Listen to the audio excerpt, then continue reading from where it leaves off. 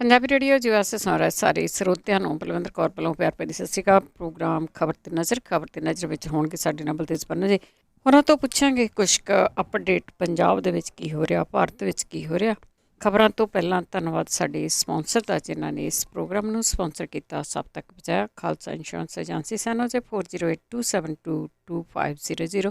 ਗੁਰਦੀਪ ਸਿੰਘ ਬੱਦੀ ਕਲੋਵਸ, ਰਾਮ ਸਿੰਘ ਸ਼ੇਖ, ਸਲਮਾ, ਰਾਜਵਿੰਦਰ ਸਿੰਘ ਕਾਲੋ, ਜੁੱਬਾ ਸਿਰੀ, ਮਨਜੀਤ ਸਿੰਘ ਦੀਵਾਨਾ ਫਰਜ਼ਨੋ, ਮਨਦੀਪ ਸਿੰਘ ਸੈਨੋਜੇ, ਦਲਜੀਤ ਸਿੰਘ, ਅਮਰਜੀਤ ਕੌਰ ਟਰਲਿਕ। ਬਹੁਤ ਧੰਨਵਾਦ ਕਰਦੇ ਹਾਂ ਪ੍ਰੋਗਰਾਮਾਂ ਨੂੰ ਸਪਾਂਸਰ ਕਰਦੇ ਹੋ, ਸਭ ਤੱਕ ਪਹੁੰਚਾਉਂਦੇ ਹੋ। ਸਾਡੇ ਨਾਲ ਜੁੜ ਚੁੱਕੇ ਨੇ ਬਲਤੇਜ ਪੰਨੂ ਜੀ। ਸਤਿ ਸ਼੍ਰੀ ਅਕਾਲ, ਸਵਾਗਤ ਹੈ ਜੀ। ਧੰਨਵਾਦ ਜੀ, ਬਹੁਤ ਮਿਹਰਬਾਨੀ। ਸਭ ਤੋਂ ਪਹਿਲਾਂ ਕਿਸਾਨਾਂ ਦੇ ਮੋਰਚੇ ਦੀ ਗੱਲ ਕਰੀਏ ਕਿ ਕਿੰਨੇ ਕੁ ਦੇ ਵਿੱਚ ਆ? ਬਹੁਤ ਜ਼ਿਆਦਾ ਜੀ, ਤਕਰੀਬਨ ਪੂਰਾ ਪੰਜਾਬ ਤੁਸੀਂ ਕਹਿ ਲਓ ਕਿ ਰੋਹ ਦੇ ਵਿੱਚ ਗੂੰਜ ਉੱਠਿਆ। ਬਹੁਤ ਸਾਰੀਆਂ ਐਜੂਕੇਸ਼ਨ ਵੇਖੀਆਂ ਨੇ, ਸੁਣੀਆਂ ਨੇ, ਜਿਹੜੀਆਂ ਯਾਦ ਨੇ ਅੱਜ ਵੀ। ਪਰ ਇੰਨਾ ਵੱਡਾ ਰੋਹ ਕਿ ਪੰਜਾਬ ਦੀ ਕੋਈ ਸੜਕ ਜਿਹੜੀ ਆ ਉਹ ਖਾਲੀ ਨਾ ਹੋਵੇ। ਹਰ ਜਗ੍ਹਾ ਦੇ ਉੱਤੇ ਕਿਸਾਨ ਜਿਹੜੇ ਸੀ ਉਹ ਸਣੇ ਪਰਿਵਾਰਾਂ ਦੇ ਆ ਕੇ ਬੈਠ ਕੇ ਤਕਰੀਬਨ ਸਮੁੱਚਾ ਪੰਜਾਬ ਜਿਹੜਾ ਸੀ ਉਹ ਜਾਮ ਹੋ ਗਿਆ। ਜੇ ਹਰ ਕਿਹਾ ਜਾਵੇ ਕਿਸਾਨਾਂ ਦਾ ਤਾਂ ਇਹਦੇ ਵਿੱਚ ਕੋਈ ਅਕਥਨੀ ਜਿਹੜੀ ਵੀ ਉਹ ਨਹੀਂ ਹੋਊਗੀ। ਤਿੰਨ ਜਿਹੜੇ ਦਰਿਆਈ ਪੁਲ ਨੇ ਉਹ ਪੱਕੇ ਰੂਪ ਦੇ ਵਿੱਚ ਰੋਕ ਲਏ ਆ ਕਿਸਾਨਾਂ ਨੇ, ਜਿਹਦੇ ਨਾਲ ਮਾਲਵਾ ਤੇ ਮਾਝਾ ਤੇ ਦੁਆਬਾ ਇਹ ਆਪਸ ਦੇ ਵਿੱਚ ਕੰਪਲੀਟਲੀ ਕੱਟੇ ਗਏ ਆ। ਕਿਸੇ ਕਿਸਮ ਦਾ ਕੋਈ ਵਹੀਕਲ ਇੱਥੋਂ ਲੰਘਣ ਨਹੀਂ ਦਿੱਤਾ ਗਿਆ।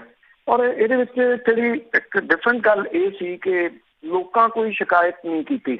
ਲੋਕ ਜਿਹੜੇ ਆ ਉਹ ਵੀ ਇਹ ਸਮਝਦੇ ਆ ਕਿ ਕਿਸਾਨੀ ਦੇ ਨਾਲ ਬਹੁਤ ਸਾਰਾ ਕੁਝ, ਬਲਕਿ ਸਾਰਾ ਕੁਝ ਹੀ ਜਿਹੜਾ ਜੀ ਉਹ ਜੁੜਿਆ ਹੋਇਆ। ਜੇ ਕਿਸਾਨੀ ਜਿਉਂਦੀ ਰਹਿੰਦੀ ਆ ਤੇ ਜਿਹੜਾ ਜੀ ਉਹ ਪੰਜਾਬ ਜਿਉਂਦਾ, ਪੰਜਾਬ ਦਾ ਬਿਜ਼ਨਸ ਜਿਹੜਾ ਉਹ ਜਿਉਂਦਾ। 600 ਦੇ ਕਰੀਬ ਕਿਸਾਨ ਨੇ ਜਿਨ੍ਹਾਂ ਨੇ ਹਰੀਕੇ ਹੈੱਡ ਦੇ ਉੱਤੇ ਇਹਨੂੰ ਰੋਕਿਆ ਸੀ। ਉਹਨਾਂ ਦੇ ਉੱਤੇ ਮਾਮਲਾ ਦਰਜ ਕੀਤਾ ਗਿਆ ਧਾਰਾ 144 ਦੇ ਤਹਿਤ। ਉਹ ਦਰਜ ਕਰਨ ਦਾ ਜਿਹੜਾ ਮਕਸਦ ਆ ਜੀ ਉਹ ਇਹ ਹੈ ਕਿ ਪੰਜਾਬ ਹਰਿਆਣਾ ਹਾਈ ਕੋਰਟ ਦੇ ਵਿੱਚ ਇੱਕ ਅਰਜ਼ੀ ਦਾਇਰ ਕਰਕੇ ਜਿਹੜਾ ਜੀ ਅੱਜ ਇਹਦੇ ਉੱਤੇ ਬਹਿਸ ਜਿਹੜੀ ਆ ਉਹ ਹੋਣੀ ਹੈ। ਇਹਦੇ ਵਿੱਚ ਦੱਸਿਆ ਜਿਹੜਾ ਜੀ ਇਹ ਗਿਆ ਕਿ ਨਵੀਂ ਅਰਜ਼ੀ ਦੇ ਕੇ ਜਿਹੜੀ ਮੰਗ ਕੀਤੀ ਗਈ ਹੈ ਕਿ ਸੜਕਾਂ ਨੂੰ ਖੁਲਵਾਇਆ ਜਾਵੇ ਕਿਉਂਕਿ ਕਰੋਨਾ ਮਰੀਜ਼ਾਂ ਨੂੰ ਮੁਸ਼ਕਿਲ ਜਿਹੜੀ ਹੈ ਉਹ ਪੇਸ਼ ਆ ਰਹੀ ਹੈ। ਜਿਹੜੇ ਕਿਸਾਨ ਮਜ਼ਦੂਰ ਸੰਘਰਸ਼ ਕਮੇਟੀ ਦੇ ਪ੍ਰਧਾਨ ਨੇ ਉਹ ਇਹ ਕਹਿੰਦੇ ਆ ਕਿ ਇਹ ਅਰਜ਼ੀ ਜਿਹੜੀ ਆ ਉਹ ਦਾਇਰ ਕਰਵਾਈ ਗਈ ਆ ਸਰਕਾਰ ਦੇ ਵੱਲੋਂ ਜਿਹੜਾ ਜੀ। ਔਰ ਇਹ ਪਹਿਲਾਂ 2019 ਦੇ ਵਿੱਚ ਇੱਕ ਵਾਰੀ ਦਾਇਰ ਹੋਈ ਸੀਗੀ ਜਦੋਂ ਉਦੋਂ ਕਿਸਾਨਾਂ ਦਾ ਜਿਹੜਾ ਜੀ ਉਹ ਸੰਘਰਸ਼ ਸੀਗਾ। ਇਹਦੇ ਵਿੱਚ ਇਹਨੂੰ ਫਰੈਸ਼ ਅਰਜ਼ੀ ਦੁਬਾਰਾ ਜਿਹੜੀ ਆ ਉਹ ਪਾਈ ਗਈ ਹੈ। ਉਹਦੀ ਬਹਿਸ ਦੇ ਵਿੱਚ ਸਰਕਾਰ ਨੇ ਦੱਸਣਾ ਹਾਈ ਕੋਰਟ ਨੂੰ ਕਿ ਆ ਦੇਖੋ ਜੀ ਅਸੀਂ ਇਸ ਮਾਮਲੇ ਜਿਹੜੇ ਆ ਜੀ ਉਹ ਦਰਜ ਕੀਤੇ ਆ। ਉਧਰ ਅੱਜ ਜਿਹੜੇ ਇਹ ਕਿਸਾਨ ਆਗੂ ਨੇ ਉਹ ਦਿੱਲੀ ਪਹੁੰਚ ਰਹੇ ਆ ਜਾਂ ਪਹੁੰਚ ਗਏ ਕਿਉਂਕਿ ਲੋਕ ਸਭਾ ਦਾ ਜਿਹੜਾ ਸੈਸ਼ਨ ਹੈ ਉਹ 3 ਵਜੇ ਸ਼ਾਮ ਨੂੰ ਸ਼ੁਰੂ ਹੁੰਦਾ। ਸਵੇਰੇ ਰਾਜ ਸਭਾ ਜਿਹੜੀ ਆ ਉਹ ਹੁੰਦੀ ਆ। ਉਦੋਂ ਉਸ ਟਾਈਮ ਅੱਜ ਕਿਉਂਕਿ ਇਹਨਾਂ ਬਿੱਲਾਂ ਦੇ ਉੱਤੇ ਬਹਿਸ ਹੋਣੀ ਆ, ਇਹ ਕਿਸਾਨ ਆਗੂ ਜਿਹੜੇ ਨੇ ਗੁਰਦੁਆਰਾ ਬੰਗਲਾ ਸਾਹਿਬ ਦੇ ਵਿੱਚ ਮੱਥਾ ਟੇਕ ਕੇ ਉੱਥੋਂ ਕਾਲੇ ਕੱਪੜੇ ਪਾ ਕੇ ਪਾਰਲੀਮੈਂਟ ਵੱਲ ਨੂੰ ਜਾਣਗੇ। ਕਿੰਨੇ ਉੱਥੇ ਪਹੁੰਚ ਸਕਦੇ ਆ ਇਹ ਜਿਹੜਾ ਜੀ ਅਜੇ ਇੱਕ ਸਵਾਲ ਹੈ। ਹਾਲਾਂਕਿ ਇਹਦੇ ਵਿੱਚ ਸਮੁੱਚੇ ਮੁਲਕ ਭਰ ਦੀਆਂ ਕੋਈ 240 ਦੇ ਕਰੀਬ ਕਿਸਾਨ ਜਥੇਬੰਦੀਆਂ ਸ਼ਾਮਲ ਨੇ। ਉਹਨਾਂ ਸਾਰਿਆਂ ਨੇ ਇਹਦੀ ਸਪੋਰਟ ਜਿਹੜੀ ਹੈ ਜੀ ਉਹ ਕਿਸਾਨਾਂ ਦੀ ਇਸ ਪੱਖੋਂ ਕੀਤੀ ਆ ਕਿ ਉਹਨਾਂ ਦੇ ਨਾਲ ਇਹ ਧੱਕਾ ਜਿਹੜਾ ਜੀ ਉਹ ਹੋ ਰਿਹਾ। ਮਤਲਬ ਕਿ ਇਕੱਲੀਆਂ ਪੰਜਾਬ ਤੇ ਹਰਿਆਣਾ ਦੀਆਂ ਕਿਸਾਨ ਜਥੇਬੰਦੀਆਂ ਨਹੀਂ, ਇਹਦੇ ਵਿੱਚ ਸਮੁੱਚੇ ਮੁਲਕ ਦੀਆਂ ਜਿਹੜੀਆਂ ਉਹ ਜਥੇਬੰਦੀਆਂ ਨੇ। ਜਦੋਂ ਇੰਨਾ ਕੁਛ ਜਿਹੜਾ ਜੀ ਉਹ ਹੋ ਰਿਹਾ, ਐਡੀ ਵੱਡੀ ਐਜੀਟੇਸ਼ਨ ਜਿਹੜੀ ਹੈ ਜੀ ਉਹ ਖੜੀ ਹੋ ਗਈ ਆ। ਪਰ ਜਿਹੜੀ ਕੇਂਦਰ ਦੀ ਸਰਕਾਰ ਹੈ ਉਹ ਆਪਣੀ ਗੱਲ ਦੇ ਉੱਤੇ ਜਿਉਂ ਦੀ ਤਿਉਂ ਵਜਿੱਦ ਹੈ ਕਿ ਉਹਨੇ ਇਹ ਬਿੱਲ ਲਿਆਉਣਾ, ਪਾਸ ਕਰਾਉਣਾ। ਇਹ ਬਿੱਲ ਪਾਸ ਹੋਣ ਦੇ ਉੱਤੇ ਕੋਈ ਬਹੁਤ ਵੱਡੇ ਡਾਊਟ ਜਿਹੜੇ ਉਹ ਨਹੀਂ ਹੈਗੇ ਕਿਉਂਕਿ ਬਿੱਲ ਇਹ ਪਾਸ ਹੋ ਜਾਣਾ, ਚਾਹੇ ਲੋਕ ਸਭਾ ਦੇ ਵਿੱਚ ਹੈ ਚਾਹੇ ਰਾਜ ਸਭਾ ਦੇ ਵਿੱਚ ਹੈ। ਸਵਾਲ ਜਿਹੜੇ ਵੱਡੇ ਇਹ ਖੜੇ ਹੋਣਗੇ ਕਿ ਜਦੋਂ ਇਹ ਬਿੱਲ ਪਾਸ ਹੋ ਜਾਂਦਾ ਇਸ ਸੈਸ਼ਨ ਤੋਂ ਬਾਅਦ ਕਿਸਾਨ ਜਿਹੜੇ ਨੇ ਉਹ ਆਪਣੇ ਸੰਘਰਸ਼ ਨੂੰ ਅਗਲੇ ਪੜਾਅ ਦੇ ਵਿੱਚ ਜਿਹੜਾ ਜੀ ਉਹ ਕਿਵੇਂ ਲੈ ਕੇ ਜਾਣਗੇ। ਇਹ ਬਹੁਤ ਵੱਡੇ ਜਿਹੜੇ ਜੀ ਉਹ ਸਵਾਲ ਨੇ। ਔਰ ਬੜਾ ਸਿਸਟੇਮੈਟਿਕਲੀ ਹੁਣ ਤੱਕ ਜਿਹੜਾ ਜੀ ਕਿਸਾਨ ਇਸ ਸੰਘਰਸ਼ ਨੂੰ ਇੱਥੋਂ ਤੱਕ ਜਿਹੜਾ ਉਹ ਲੈ ਆਏ ਆ। ਪੰਜਾਬ ਦੇ ਵਿੱਚ ਬਹੁਤ ਲੰਬੇ ਸਮੇਂ ਤੋਂ ਬਾਅਦ ਸੰਘਰਸ਼ ਕਰਦੇ ਜਿਹੜਾ ਜੀ ਇਹ ਵਿਸ਼ੇ ਨੇ, ਜਿਹਦੇ ਵਿੱਚ ਬਜ਼ੁਰਗਾਂ ਦੀ ਬਹੁਤ ਵੱਡੀ ਗਿਣਤੀ ਆ। ਕਿਤੇ ਨਾ ਕਿਤੇ ਇਹ ਸੰਘਰਸ਼ ਦਾ ਇੱਕ ਪੱਖ ਇਹ ਜ਼ਰੂਰ ਰਹੂਗਾ ਕਿ ਜਿਹੜੇ ਕਿਸਾਨ ਖੁਦਕੁਸ਼ੀਆਂ ਕਰ ਰਹੇ ਆ ਉਹਨਾਂ ਦੇ ਵਾਸਤੇ ਇਹ ਸੰਘਰਸ਼ ਇੱਕ ਠੁੰਮਣਾ ਹੋ ਸਕਦਾ ਜੀ ਇਸ ਪੱਖੋਂ ਕਿ ਹੌਸਲੇ ਦੇ ਨਾਲ ਲੜਿਆ ਵੀ ਜਿਹੜਾ ਜਾ ਸਕਦਾ ਹੈ ਸਰਕਾਰ ਦੀਆਂ ਗਲਤ ਨੀਤੀਆਂ ਦੇ ਖਿਲਾਫ। ਬਿਲਕੁਲ ਜੀ, ਲੜਿਆ ਜਾ ਸਕਦਾ, ਜੀਵਿਆ ਜਾ ਸਕਦਾ ਹੈ। ਤੇ ਅੱਗੇ ਗੱਲ ਕਰਦੇ ਆ ਅਕਾਲੀ ਦਲ ਦੀ, ਤੇ ਹੁਣ ਯੂ ਟਰਨ ਕਰਨ ਲੱਗੇ। ਦੇਖੋ, ਇੱਕ ਪਾਸੇ ਜਦੋਂ ਇਹ ਆਰਡੀਨੈਂਸ ਆਏ ਆ ਸੁਖਬੀਰ ਸਿੰਘ ਬਾਦਲ ਹੋਰਾਂ ਦਾ ਜ਼ੋਰ ਲੱਗਿਆ ਰਿਹਾ ਇਹਦੇ ਉੱਤੇ ਦੱਸਣ ਲਈ ਕਿ ਇਹ ਆਰਡੀਨੈਂਸ ਕਿਸਾਨਾਂ ਦੇ ਬਹੁਤ ਭਲੇ ਦੇ ਵਾਸਤੇ ਹੈ। ਜਿਹੜੇ ਖੇਤੀਬਾੜੀ ਮੰਤਰੀ ਆ ਉਹਨਾਂ ਨੂੰ ਉਹ ਚੰਡੀਗੜ੍ਹ ਲੈ ਕੇ ਆਏ, ਚੰਡੀਗੜ੍ਹ ਲਿਆ ਕੇ ਉਹਨਾਂ ਤੋਂ ਪ੍ਰੈਸ ਕਾਨਫਰੰਸ ਕਰਾਈ ਕਿ ਇਹ ਆਰਡੀਨੈਂਸ ਜਿਹੜੇ ਨੇ ਉਹ ਕਿਸਾਨਾਂ ਦੇ ਪੱਖੀ ਨੇ, ਇਹਦੇ ਚ ਕਿਸਾਨਾਂ ਦਾ ਕੋਈ ਨੁਕਸਾਨ ਨਹੀਂ ਹੋਣਾ। ਐਮਐਸਪੀ ਜਿਹੜੀ ਜੀ ਉਹ ਕਹਿੰਦੇ ਰਹੇ। ਫਿਰ ਇੱਕ ਚਿੱਠੀ ਲੈ ਆਏ ਉਹ ਖੇਤੀਬਾੜੀ ਮਹਿਕਮੇ ਤੇ, ਔਰ ਉਸ ਚਿੱਠੀ ਨੂੰ ਉਹ ਕਈ ਦਿਨ ਜਾਰੀ ਕਰਦੇ ਰਹੇ ਵੱਖ-ਵੱਖ ਪਲੇਟਫਾਰਮਾਂ ਤੋਂ, ਮੀਡੀਆ ਦੇ ਪਲੇਟਫਾਰਮਾਂ ਤੇ। ਇਹ ਕਹਿੰਦੇ ਰਹੇ ਕਿ ਆਹ ਦੇਖੋ ਜੀ ਸਾਨੂੰ ਲਿਖ ਕੇ ਦੇ ਦਿੱਤਾ ਕੇਂਦਰ ਦੀ ਸਰਕਾਰ ਨੇ ਕਿ ਐਮਐਸਪੀ ਕਿਤੇ ਨਹੀਂ ਚੱਲੀ। ਅਕਾਲੀ ਦਲ ਜਿਹੜਾ ਜੀ ਉਹ ਇਹਦੇ ਵਾਸਤੇ ਖੜਾ ਤੇ ਇਹ ਬਿੱਲ ਜਿਹੜੇ ਨੇ ਇਹ ਬਿਲਕੁਲ ਸਹੀ ਨੇ, ਇਹ ਆਰਡੀਨੈਂਸ ਸਹੀ ਨੇ। ਇੱਥੋਂ ਤੱਕ ਕਿ ਪ੍ਰਕਾਸ਼ ਸਿੰਘ ਬਾਦਲ ਹੁਰੀ ਵੀ ਇਸ ਮਾਮਲੇ ਦੇ ਉੱਤੇ ਬਾਹਰ ਨਿਕਲ ਆਏ, ਔਰ ਨਾ ਸਿਰਫ ਬਾਹਰ ਨਿਕਲ ਆਏ ਬਲਕਿ ਉਹਨਾਂ ਨੇ ਵੀਡੀਓ ਦੇ ਰਾਹੀਂ ਸੰਦੇਸ਼ ਜਿਹੜਾ ਜੀ ਇਹ ਦਿੱਤਾ ਕਿ ਇਹ ਬਿੱਲ ਕਿਸਾਨਾਂ ਦੇ ਬਹੁਤ ਹੱਕ ਦੇ ਵਿੱਚ ਹੈ। ਐਵੇਂ ਜਿਹੜੀਆਂ ਵਿਰੋਧੀ ਧਿਰਾਂ ਨੇ ਕੈਪਟਨ ਅਮਰਿੰਦਰ ਸਿੰਘ ਤੇ ਆਮ ਆਦਮੀ ਪਾਰਟੀ ਉਹ ਲੋਕਾਂ ਨੂੰ ਗੁੰਮਰਾਹ ਕਰ ਰਹੇ ਆ, ਸਿਆਸਤ ਕਰ ਰਹੇ ਆ ਇਹਦੇ ਉੱਤੇ। ਉਹਨਾਂ ਨੇ ਕਿਹਾ ਕਿ ਇਹ ਜਿਹੜੇ ਆਰਡੀਨੈਂਸ ਨੇ ਇਹ ਕਿਸਾਨਾਂ ਦੀ ਆਮਦਨ ਵਧਾਉਣਗੇ। ਅੱਛਾ, ਸ਼ਾਇਦ ਮੇਰਾ ਖਿਆਲ ਇਹ ਸਿਆਸੀ ਪਾਰਟੀਆਂ ਇਹ ਭੁੱਲੀਆਂ ਰਹੀਆਂ ਕਿ ਪੰਜਾਬ ਦੇ ਵਿੱਚ ਹੁਣ ਕੋਈ ਨਵੀਂ ਐਜੀਟੇਸ਼ਨ ਨਹੀਂ ਸ਼ੁਰੂ ਹੋ ਸਕਦੀ, ਕਿਉਂਕਿ ਇਹਨਾਂ ਨੂੰ ਸਭ ਤੋਂ ਵੱਡੀ ਆੜ ਜਿਹੜੀ ਉਹ ਕਰੋਨਾ ਵਾਇਰਸ ਕਿ ਕਰੋਨਾ ਦੇ ਕਰਕੇ ਲੋਕਾਂ ਨੇ ਸੜਕਾਂ ਤੇ ਨਹੀਂ ਨਿਕਲਣਾ ਤੇ ਇਹ ਗੱਲ ਜਿਹੜੀ ਹੈ ਜੀ ਗੋਲ-ਮੋਲ ਹੋ ਜਾਣੀ ਹੈ। ਕੇਂਦਰ ਦੀ ਸਰਕਾਰ ਦੇ ਨਾਲ ਕਦੇ ਨਹੀਂ ਵਿਗਾੜਨੀ ਹੈ। ਕੱਲ ਪਾਰਲੀਮੈਂਟ ਦੇ ਵਿੱਚ ਲੋਕ ਸਭਾ ਦੇ ਵਿੱਚ ਬੋਲਦੇ ਆ ਸੁਖਬੀਰ ਸਿੰਘ ਬਾਦਲ ਨੇ ਇਹ ਗੱਲ ਜਿਹੜੀ ਦੀ ਉਹ ਕਹਿ ਦਿੱਤੀ ਕਿ ਇਹ ਜਿਹੜਾ ਆਰਡੀਨੈਂਸ ਸੀਗਾ ਜ਼ਰੂਰੀ ਵਸਤਾਂ ਸੋਧ ਬਿੱਲ ਹੈ ਇਹਦੇ ਉੱਤੇ ਇਹ ਕਿਹਾ ਕਿ ਜਿਹੜੇ ਇਹ ਆਰਡੀਨੈਂਸ ਲਿਆਂਦੇ ਗਏ ਆ ਅਕਾਲੀ ਦਲ ਨੂੰ ਤਾਂ ਕੇਂਦਰ ਦੀ ਸਰਕਾਰ ਨੇ ਪੁੱਛਿਆ ਹੀ ਨਹੀਂ। ਇਹ ਕਿਹਾ ਕਿ ਅਸੀਂ ਕਿਸਾਨਾਂ ਦੀ ਪਾਰਟੀ ਆ, ਸਾਨੂੰ ਜਿਹੜਾ ਜੀ ਉਹ ਪੁੱਛਣਾ ਚਾਹੀਦਾ ਸੀ, ਕੇਂਦਰ ਦੀ ਸਰਕਾਰ ਨੇ ਨਹੀਂ ਪੁੱਛਿਆ। ਇਹ ਕਿਹਾ ਕਿ ਇਹਦਾ ਸਭ ਤੋਂ ਮਾਰੂ ਅਸਰ ਖੇਤੀ ਆਰਡੀਨੈਂਸਾਂ ਦਾ ਪੰਜਾਬ ਦੇ ਉੱਤੇ ਜਿਹੜਾ ਜੀ ਉਹ ਪਊਗਾ। ਇਹ ਗੱਲ ਪਾਰਲੀਮੈਂਟ ਦੇ ਵਿੱਚ ਬੋਲਦਿਆਂ ਉਹਨਾਂ ਨੇ ਜਿਹੜੀ ਜੀ ਉਹ ਕਹੀ। ਇਦੋਂ ਪਹਿਲਾਂ ਸੁਖਬੀਰ ਸਿੰਘ ਬਾਦਲ ਨੇ ਜਿਹੜੇ ਜਨਤਾ ਪਾਰਟੀ ਆ ਜਿਹੜੀ ਇੱਥੇ ਹਰਿਆਣੇ ਦੇ ਵਿੱਚ ਉਹਦੇ ਪ੍ਰਧਾਨ ਦੇਵੀ ਲਾਲ ਦੇ ਪੋਤੇ ਦੇ ਨਾਲ ਗੱਲਬਾਤ ਕੀਤੀ। ਉਹਨਾਂ ਤੋਂ ਮਦਦ ਲੈਣੀ ਚਾਹੀ ਕਿ ਉਹ ਭਾਜਪਾ ਨੂੰ ਥ੍ਰੈਟ ਕਰ ਦੇਣ ਕਿ ਭਾਜਪਾ ਤੋਂ ਅਸੀਂ ਹਮਾਇਤ ਵਾਪਸ ਲੈਂਦੇ ਹਾਂ, ਕਿਉਂਕਿ ਭਾਜਪਾ ਦੀ ਸਰਕਾਰ ਜਨ ਨਾਇਕ ਜਨਤਾ ਪਾਰਟੀ ਦੇ ਆਸਰੇ ਖੜੀ ਹੈ। ਸ਼ਾਇਦ ਉੱਥੋਂ ਕੋਈ ਬਹੁਤੀ ਜ਼ਿਆਦਾ ਜਿਹੜੀ ਜੀ ਉਹ ਆਸ ਨਹੀਂ ਉਹਨਾਂ ਨੂੰ ਮਿਲੀ, ਕਿਉਂਕਿ ਉਹਨਾਂ ਦੇ ਆਪਣੀਆਂ ਮੁਸ਼ਕਲਾਂ ਨੇ। ਉਹਦਾ ਜਿਹੜਾ ਫਾਦਰ ਹੈ ਉਹ ਸਰਕਾਰ ਦੇ ਕਰਕੇ ਬਾਹਰ ਹੈ, ਨਹੀਂ ਤਾਂ ਅਗਲੇ ਨੇ ਚੁੱਕ ਕੇ ਫੇਰ ਅੰਦਰ ਦੇ ਦੇਣਾ। ਮੁੜ ਕੇ ਉਹਨਾਂ ਨੇ ਮੁਲਾਕਾਤ ਕੀਤੀ ਭਾਰਤੀ ਜਨਤਾ ਪਾਰਟੀ ਦੇ ਪ੍ਰਧਾਨ JP ਨੱਡਾ ਹੋਰਾਂ ਦੇ ਨਾਲ। ਨੱਡਾ ਹੋਰਾਂ ਨੂੰ ਵੀ ਉਹਨਾਂ ਨੇ ਇਹ ਕਿਹਾ ਕਿ ਇਹ ਜਿਹੜੇ ਬਿੱਲ ਨੇ ਇਹ ਨਾ ਲਿਆਂਦੇ ਜਾਣ। ਇਹ ਪਤਾ ਲੱਗ ਰਿਹਾ ਕਿ JP ਨੱਡਾ ਨੇ ਵੀ ਜਵਾਬ ਦੇ ਦਿੱਤਾ ਇਹ ਬਿੱਲ ਤਾਂ ਆਉਣਗੇ। ਅਕਾਲੀ ਦਲ ਬਾਦਲ ਦੇ ਕੋਲੇ ਕੋਈ ਰਾਹ ਜਿਹੜਾ ਜੀ ਉਹ ਨਹੀਂ ਬਚਿਆ। ਫਿਰ ਆ ਕੇ ਉਹਨੇ ਪਾਰਲੀਮੈਂਟ ਦੇ ਵਿੱਚ ਵੀ ਇਹ ਗੱਲ ਕਹਿਤੀ ਕਿ ਅਸੀਂ ਇਹਨਾਂ ਬਿੱਲਾਂ ਦਾ ਵਿਰੋਧ ਕਰਦੇ। ਹੁਣ ਸਵਾਲ ਇਹ ਆ 6 ਮਹੀਨੇ ਹੋ ਗਏ ਤੁਹਾਨੂੰ ਇੱਕੋ ਗੱਲ ਜਿਹੜੀ ਜੀ ਉਹ ਕਹਿੰਦੇ ਆ ਕਿ ਬਿੱਲ ਬਹੁਤ ਹੱਕ ਦੇ ਵਿੱਚ ਨੇ, ਬਿੱਲ ਬਹੁਤ ਹੱਕ ਦੇ ਵਿੱਚ ਨੇ। ਜੇ ਆਹੀ ਸਟੈਂਡ ਪਹਿਲਾਂ ਲਿਆ ਹੁੰਦਾ ਇਹ ਸ਼ਾਇਦ ਇਹ ਆਰਡੀਨੈਂਸਾਂ ਤੋਂ ਬਿੱਲਾਂ ਤੱਕ ਦਾ ਸਫ਼ਰ ਜਿਹੜਾ ਜੀ ਉਹ ਨਾ ਹੁੰਦਾ। ਅੱਜ ਜਿਹੜੀ ਬਹਿਸ ਹੋਊਗੀ ਉਹਦੇ ਉੱਤੇ ਬਹੁਤੀ ਨਿਗਾਹ ਜਿਹੜੀ ਆ ਜੀ ਉਹ ਲੱਗੀ ਰਹੂਗੀ। ਇਹ ਡੈਮੇਜ ਕੰਟਰੋਲ ਕਰਨ ਦੀ ਕੋਸ਼ਿਸ਼ ਜਿਹੜੀ ਆ ਉਹ ਸੁਖਬੀਰ ਸਿੰਘ ਬਾਦਲ ਹੋਰਾਂ ਦੇ ਵੱਲੋਂ ਕੀਤੀ ਗਈ ਹੈ, ਕਿਉਂਕਿ ਕਿਸਾਨਾਂ ਨੇ ਸਿੱਧਾ ਜਿਹੜਾ ਜੀ ਉਹ ਕਹਿਤਾ ਕਿ ਜਿਹੜਾ ਵੀ ਮੈਂਬਰ ਪਾਰਲੀਮੈਂਟ ਇਹਨਾਂ ਬਿੱਲਾਂ ਦੇ ਹੱਕ ਦੇ ਵਿੱਚ ਭੁਗਤਿਆ ਪੰਜਾਬ ਅਸੀਂ ਨਹੀਂ ਵੜਨ ਦੇਣਾ। ਔਰ ਦੂਸਰੀ ਗੱਲ ਇਹ ਕਿ ਜਦੋਂ ਹੁਣ ਉਹ ਕੇਂਦਰ ਦੀ ਸਰਕਾਰ ਦੇ ਵਿਰੋਧ ਦੇ ਵਿੱਚ ਭੁਗਤ ਗਿਆ ਤੇ ਹਰਸਿਮਰਤ ਕੌਰ ਬਾਦਲ ਹੋਰਾਂ ਦੀ ਕੁਰਸੀ ਜਿਹੜੀ ਹੈ ਜੀ ਉਹ ਕਿੰਨੀ ਕੁ ਦੇਰ ਉੱਥੇ ਰਹਿੰਦੀ ਹੈ, ਇਹ ਸਭ ਤੋਂ ਵੱਡਾ ਸਵਾਲ ਹੈ ਜੀ। ਥੋੜੇ ਦਿਨਾਂ 'ਚ ਹੀ ਪਤਾ ਲੱਗ ਜਾਊ ਜੀ ਬਣ ਕੀ ਰਿਹਾ। ਤਾਂ ਪਿੰਡ ਬਾਦਲ ਤੇ ਪਟਿਆਲਾ ਦੇ ਵਿੱਚ ਪੱਕੇ ਤੌਰ ਤੇ ਕਿਸਾਨਾਂ ਨੇ ਲਾਏ ਮੋਰਚੇ। ਬਿਲਕੁਲ ਜੀ, ਐਕਚੁਅਲੀ ਇਹ ਹੈ ਕਿ ਤਾਂ ਬਾਦਲ ਪਿੰਡ ਨੂੰ ਜਾਂਦਿਆਂ ਜਿਹੜੇ ਕਿਸਾਨ ਸੀਗੇ ਉਹਨਾਂ ਨੂੰ ਕਾਲ ਝਰਾਣੀ ਦੇ ਕੋਲੇ ਰੋਕ ਲਿਆ ਗਿਆ। ਇਹ ਇੱਕ ਬਹੁਤ ਵੱਡਾ ਕਾਫਲਾ ਸੀਗਾ ਜੀ ਕਿਸਾਨਾਂ ਦਾ। ਪੁਲਿਸ ਦੇ ਨਾਲ ਲੰਬੀ ਬਹਿਸ ਹੋਈ ਪਰ ਇਹਨਾਂ ਨੂੰ ਅੱਗੇ ਨਹੀਂ ਜਾਣ ਦਿੱਤਾ ਗਿਆ। ਪਰ ਇਹ ਉੱਥੇ ਜਿਹੜਾ ਜੀ ਉਹ ਬਹਿ ਗਏ। ਫਿਰ ਖੇਤੀ ਆਰਡੀਨੈਂਸਾਂ ਦੇ ਖਿਲਾਫ ਇਕੱਠੇ ਹੋਏ ਹਜ਼ਾਰਾਂ ਕਿਸਾਨਾਂ ਦੇ ਜਿਹੜੇ ਸੰਘਰਸ਼ੀ ਜੁੱਸੇ ਸੀ ਉਹਦੇ ਮੂਹਰੇ ਪ੍ਰਸ਼ਾਸਨ ਤੇ ਪੁਲਿਸ ਨੂੰ ਝੁਕਣਾ ਪਿਆ। ਹਜ਼ਾਰਾਂ ਕਿਸਾਨਾਂ ਨੇ ਬਾਦਲ ਪਰਿਵਾਰ ਦੀ ਰਿਹਾਇਸ਼ ਦੇ ਮੂਹਰੇ ਜਾ ਕੇ ਪੱਕਾ ਧਰਨਾ ਸ਼ੁਰੂ ਕਰਤਾ ਜੀ। ਬਹਿਸ ਬਸਈਆ ਹੁੰਦਾ ਰਿਹਾ ਪਰ ਉਹ ਰੁਕੇ ਨਹੀਂ। ਉਹ ਤੋੜ ਕੇ ਬੈਰੀਕੇਡ ਵਗੈਰਾ ਜਿਹੜੇ ਵੀ ਉਹ ਛਾਲਾਂ ਮਾਰਦੇ ਚਲੇ ਗਏ। ਪੁਲਿਸ ਦਾ ਜਿਹੜਾ ਬਲ ਸੀਗਾ ਜੀ ਉਹ ਕੰਮ ਨਹੀਂ ਆਇਆ ਉੱਥੇ, ਕਿਉਂਕਿ ਗਿਣਤੀ ਬਹੁਤ ਵੱਡੀ ਸੀ। ਜਿਹੜੇ ਇਹ ਕਿਸਾਨ ਆਗੂ ਸੀ ਉਹਨਾਂ ਦੇ ਨਾਲ ਗੱਲਬਾਤ ਕਰਨ ਤੋਂ ਬਾਅਦ ਇਹ ਪਰਮਿਸ਼ਨ ਉਹਨਾਂ ਨੂੰ ਦਿੱਤੀ ਕਿ ਉਹ ਘਰ ਦੇ ਉੱਤੇ ਅਟੈਕ ਨਹੀਂ ਕਰਨਗੇ, ਘਰ ਦੇ ਅੰਦਰ ਨਹੀਂ ਜਾਣਗੇ।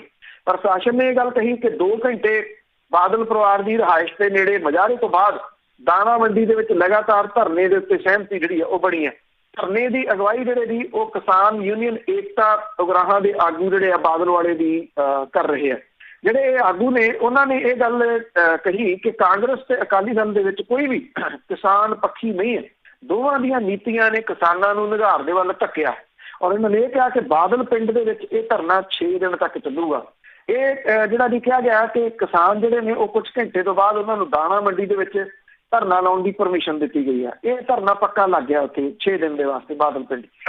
ਦੂਜਾ ਧਰਨਾ ਇੱਥੇ ਪਟਿਆਲੇ ਦੇ ਵਿੱਚ ਭਾਰਤੀ ਕਿਸਾਨ ਯੂਨੀਅਨ ਉਗਰਾਹਾਂ ਦੀ ਅਗਵਾਈ ਦੇ ਵਿੱਚ ਜਿਹੜਾ ਵੀ ਉਹ ਲੱਗਿਆ। ਜਿਹੜੇ ਇੱਥੇ ਦੇ ਕਿਸਾਨ ਨੇ ਉਹਨਾਂ ਨੇ ਇਹ ਚੇਤਾਵਨੀ ਦਿੱਤੀ ਕਿ ਸਰਕਾਰ ਦੇ ਵੱਲੋਂ ਲਾਈ ਗਈ ਧਾਰਾ 144 ਤੋਂ ਉਹ ਡਰਨ ਵਾਲੇ ਨਹੀਂ, ਉਹ ਧਾਰਾ 144 ਨੂੰ ਤੋੜ ਦੇਣਗੇ। 10,000 ਦੇ ਕਰੀਬ ਕਿਸਾਨਾਂ ਨੇ ਇੱਥੇ ਪਟਿਆਲੇ ਦੇ ਵਿੱਚ ਜਿਹੜਾ ਸੀਗਾ ਜੀ ਉਹ ਆ ਕੇ ਧਰਨਾ ਲਾ ਦਿੱਤਾ। ਇਹ ਪੱਕਾ ਮੋਰਚਾ ਜਿਹੜਾ ਜੀ ਜੇਲ੍ਹ ਰੋਡ ਦੇ ਉੱਤੇ ਸਥਿਤ ਪੂਡਾ ਗਰਾਊਂਡ ਦੇ ਵਿੱਚ ਲੱਗਿਆ, ਜਿੱਥੋਂ ਡਿਪਟੀ ਕਮਿਸ਼ਨਰ SSP ਦਫ਼ਤਰ ਬਿਲਕੁਲ ਨੇੜੇ ਨੇ। ਤੇ ਇੱਥੇ ਜਿਹੜੇ ਆਗੂ ਨੇ ਉਹਨਾਂ ਨੇ ਇਹ ਗੱਲ ਕਹੀ ਕਿ ਕੈਪਟਨ ਸਰਕਾਰ ਵੀ ਬਰਾਬਰ ਦੀ ਜ਼ਿੰਮੇਵਾਰ ਹੈ ਔਰ ਕਿਸਾਨੀ ਦੇ ਨਾਲ ਧਰੋ ਇਹਨਾਂ ਨੇ ਵੀ ਕਮਾਇਆ। ਇਹ ਵੀ ਕਿਹਾ ਕਿ ਖੇਤੀ ਵਿਰੋਧੀ ਆਰਡੀਨੈਂਸ ਤੇ ਬਿਜਲੀ ਐਕਟ ਦੀਆਂ ਸੋਧ 2020 ਦੇ ਮਾਮਲੇ ਦੇ ਵਿੱਚ ਕੇਂਦਰ ਸਰਕਾਰ ਜਿਹੜੀ ਹੈ ਜੀ ਉਹਦੇ ਤੋਂ ਇਹ ਬਿੱਲ ਵਾਪਸ ਉਹ ਕਰਵਾ ਕੇ ਰਹਿਣਗੇ। ਇੱਥੇ ਅਕਾਲੀ ਜਿਹੜੇ ਆਗੂ ਸੀਗੇ ਕਿਸਾਨਾਂ ਦੇ ਉਹਨਾਂ ਨੇ ਬਾਦਲ ਪਰਿਵਾਰ ਨੂੰ ਲੰਮੇ ਹੱਥੀ ਲਿਆ, ਉਹਨੂੰ ਖੂਬ ਭੰਡਿਆ। ਇਹ ਕਿਹਾ ਕਿ ਕਿਸਾਨਾਂ ਦੇ ਹਤੈਸ਼ੀ ਹੋਣ ਦਾ ਇਹ ਲੋਕ ਢੋਂਗ ਜਿਹੜਾ ਜੀ ਉਹ ਰਚਦੇ ਰਹੇ ਆ। ਇਹ ਵੀ ਕਿਹਾ ਕਿ ਕਦੀ ਵੀ ਕਿਸਾਨਾਂ ਦੀ ਸਾਰ ਜਿਹੜੀ ਹੈ ਜੀ ਇਹਨਾਂ ਪਰਿਵਾਰਾਂ ਨੇ ਨਹੀਂ ਲਈ। ਤੋ ਇਹ ਦੋ ਜਿਹੜੇ ਮੋਰਚੇ ਨੇ ਦੋ ਜਗ੍ਹਾ ਦੇ ਉੱਤੇ, ਕਿਉਂਕਿ ਜਿੰਨਾ ਬਾਦਲ ਅਕਾਲੀ ਦਲ ਨੂੰ ਵਕਤ ਇਹਨਾਂ ਮੋਰਚਿਆਂ ਨੇ ਪਾਉਣਾ ਉਨਾ ਹੀ ਵਕਤ ਜਿਹੜਾ ਜੀ ਉਹ ਕਾਂਗਰਸ ਦੀ ਸਰਕਾਰ ਨੂੰ ਵੀ ਪਾਉਣਾ। ਕਾਂਗਰਸ ਦੀ ਸਰਕਾਰ ਜਿਹੜੀ ਆ ਉਹਨੇ ਕਿਸਾਨਾਂ ਨੂੰ ਗ੍ਰਿਫਤਾਰ ਨਹੀਂ ਕੀਤਾ ਪਿਛਲੇ ਦਿਨੀ, ਉਹ ਜੇਲ੍ਹਾਂ ਦੇ ਬੂਹੇ ਜਾ ਕੇ ਖੜਕਾਉਂਦੇ ਰਹੇ ਆ, ਕਿਉਂਕਿ ਪੰਜਾਬ ਦੀ ਕਾਂਗਰਸ ਦੀ ਸਰਕਾਰ ਜਿਹੜੀ ਹੈ ਜੀ ਉਹ ਸਮਝਦੀ ਆ ਕਿ ਉਹ ਕਿਸਾਨਾਂ ਦੇ ਨਾਲ ਪੰਗਾ ਲੈਣ ਦੇ ਰੌਂਗ ਦੇ ਵਿੱਚ ਨਹੀਂ।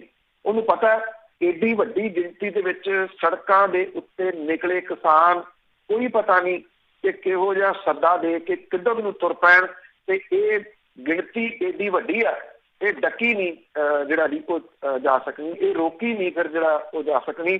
ਇਹ ਦੋ ਮੋਰਚੇ ਜਿਹੜੇ ਨੇ ਦੋ ਥਾਵਾਂ ਦੇ ਉੱਤੇ ਲੱਗੇ ਨੇ। ਉਧਰ ਜਿਵੇਂ ਮੈਂ ਤੁਹਾਨੂੰ ਦੱਸਿਆ ਕਿ ਦਿੱਲੀ ਵੱਲ ਨੂੰ ਜਿਹੜਾ ਜੀ ਉਹ ਇਹਨਾਂ ਦੇ ਆਗੂ ਕਰਨਗੇ, ਬਾਕੀ ਜਿਹੜੇ ਕਿਸਾਨ ਨੇ ਉਹ ਇਹਨਾਂ ਮੋਰਚਿਆਂ ਦੇ ਉੱਤੇ ਡਟੇ ਰਹਿਣਗੇ। ਜਿਹੜੇ ਪੁਲ ਰੋਕੇ ਨੇ ਉਹਨਾਂ ਦੇ ਉੱਤੇ ਵੀ ਇਹ ਜਿਹੜਾ ਜੀ ਉਸੇ ਤਰੀਕੇ ਦੇ ਨਾਲ ਅਜੇ ਮੋਰਚਾ ਲੱਗਿਆ ਰਹੂਗਾ ਕਿਸਾਨਾਂ ਦਾ ਜੀ। ਅੱਜ ਕਿਉਂਕਿ ਅੱਜ ਦਾ ਦਿਨ ਬਹੁਤ ਅਹਿਮ ਦਿਨ ਹੈ, ਇਹਨਾਂ ਬਿੱਲਾਂ ਦੇ ਉੱਤੇ ਬਹਿਸ ਹੋਣੀ ਹੈ। ਵੇਖਣਾ ਇਹੀ ਹੈ ਕਿ ਕਿਹੜੀ ਪਾਰਟੀ ਕੀ ਸਟੈਂਡ ਇਹਦੇ ਉੱਤੇ ਲੈਂਦੀ ਹੈ ਜੀ। ਅੱਗੇ ਸਮੇਧ ਸੈਣੀ ਦੀ ਜੇ ਗੱਲ ਕਰੀਏ ਤਾਂ ਉਸ ਨੂੰ ਜ਼ਮਾਨਤ ਤੇ ਮਿਲ ਗਈ ਜਿਸ ਦਾ ਖਤਰਾ ਹੀ ਸੀਗਾ, ਪਰ ਇਸ ਦੀ ਰਾਹ ਸਿੱਧੀ ਨਹੀਂ। ਦੇਖੋ ਇਹ ਜ਼ਮਾਨਤ ਨਹੀਂ ਹੈ, ਇਹ ਰਾਹਤ ਹੈ। ਇਹ ਫਿਲਹਾਲ ਆਰਜ਼ੀ ਜਿਹੜੀ ਰੋਕ ਹੈ ਉਹ ਲਾਈ ਗਈ ਹੈ। ਇਹ ਆਰਜ਼ੀ ਰੋਕ ਜਿਹੜੀ ਹੈ ਜੀ ਉਹ ਲੱਗਣ ਦਾ ਕਾਰਨ ਇਹ ਹੈ ਕਿ ਇਹਦੇ ਵਿੱਚ ਪੰਜਾਬ ਸਰਕਾਰ ਸ਼ਾਮਲ ਹੋ ਗਈ। ਪੰਜਾਬ ਸਰਕਾਰ ਨੇ ਐਪਲੀਕੇਸ਼ਨ ਪਰਸੋਂ ਇੱਕ ਲਾ ਕੇ ਇਹ ਗੱਲ ਕਹੀ ਸੀ ਕਿ ਸਮੇਧ ਸੈਣੀ ਦੀ ਜ਼ਮਾਨਤ ਦੀ ਅਰਜ਼ੀ ਦੀ ਜਦੋਂ ਸੁਣਵਾਈ ਸੁਪਰੀਮ ਕੋਰਟ ਕਰੇ ਤੇ ਉਹ ਸਾਨੂੰ ਉਹਦੇ ਵਿੱਚ ਧਿਰ ਬਣਾਇਆ ਜਾਵੇ ਔਰ ਸਾਨੂੰ ਉਹਦੇ ਵਿੱਚ ਆਪਣਾ ਪੱਖ ਰੱਖਣ ਦੇ ਵਾਸਤੇ ਕਿਹਾ ਜਾਵੇ। ਜੇ ਇਹ ਨਾ ਹੁੰਦਾ ਤੇ ਇਹ ਸੁਣਵਾਈ ਅੱਗੇ ਤੁਰ ਪੈਣੀ ਸੀ। ਉਹਦੇ 'ਚ ਕੀ ਹੁੰਦਾ, ਮਿਲਦੀ ਜਾਂ ਨਹੀਂ ਮਿਲਦੀ ਜ਼ਮਾਨਤ ਜਿਹੜੀ ਜੀ ਉਹ ਬਾਅਦ ਵਾਲੀ ਗੱਲ ਸੀ। 2 ਹਫ਼ਤਿਆਂ ਦੀ ਆਰਜ਼ੀ ਰੋਕ ਉਹਦੀ ਗ੍ਰਿਫਤਾਰੀ ਦੇ ਉੱਤੇ ਲੱਗ ਗਈ। ਇਹ ਜਿਹੜਾ ਜੀ ਆਖਿਆ ਸੁਪਰੀਮ ਕੋਰਟ ਨੇ ਕਿ ਉਹ ਸ਼ਾਮਲ ਤਫਤੀਸ਼ ਜਿਹੜਾ ਜੀ ਉਹ ਹੋਵੇ ਇਸ ਮਾਮਲੇ ਦੇ ਵਿੱਚ, ਉਹਨੇ ਜਿਹੜਾ ਜੀ ਪੁਲਿਸ ਨੂੰ ਸਹਿਯੋਗ ਕਰਦਾ ਸਹਿਯੋਗ ਜਾਂ ਨਹੀਂ ਕਰਦਾ ਉਹ ਜਿਹੜੀ ਜੀ ਉਹ ਬਾਅਦ ਵਾਲੀ ਗੱਲ ਹੈ। ਇਹਦੇ ਕੁਝ ਬਹੁਤ ਅਹਿਮ ਜਿਹੜੇ ਜੀ ਉਹ ਪੱਖ ਨੇ। ਇੱਕ ਤਾਂ ਇਹਦਾ ਜਿਹੜਾ ਜੀ ਉਹ ਪੱਖ ਜਿਹੜਾ ਸਭ ਤੋਂ ਅਹਿਮ ਆ ਉਹ ਇਹ ਆ ਕਿ ਇਹਦੇ ਵਿੱਚ ਜਿਹੜੇ ਵਕੀਲ ਪੇਸ਼ ਹੋਏ ਆ ਇਹਦੇ ਵੱਲੋਂ ਸਮੇਧ ਸੈਣੀ ਦੇ ਵੱਲੋਂ, ਇਹ ਉਹੀ ਵਕੀਲ ਨੇ ਜਿਹੜੇ 2008 ਦੇ ਵਿੱਚ ਜਦੋਂ ਇੱਥੇ ਅਕਾਲੀ ਸਰਕਾਰ ਆਉਂਦੀ ਆ, ਉਦੋਂ ਭਰਤਿੰਦਰ ਚਹਿਲ ਦੇ ਉੱਤੇ ਮਾਮਲੇ ਜਿਹੜੇ ਜੀ ਉਹ ਦਰਜ ਕੀਤੇ ਜਾਂਦੇ ਆ, ਜਿਹੜੇ 2002 ਤੋਂ ਲੈ ਕੇ 7 ਵਾਲੀ ਜਿਹੜੀ ਕਾਂਗਰਸ ਦੀ ਸਰਕਾਰ ਸੀ ਉਹਦੇ ਵਿੱਚ ਉਹ ਮੀਡੀਆ ਐਡਵਾਈਜ਼ਰ ਸਨ ਮੁੱਖ ਮੰਤਰੀ ਦੇ, ਉਹਦੇ ਉੱਤੇ ਮਾਮਲੇ ਕੁਝ ਦਰਜ ਜਿਹੜੇ ਉਹ ਕੀਤੇ ਗਏ ਸੀਗੇ।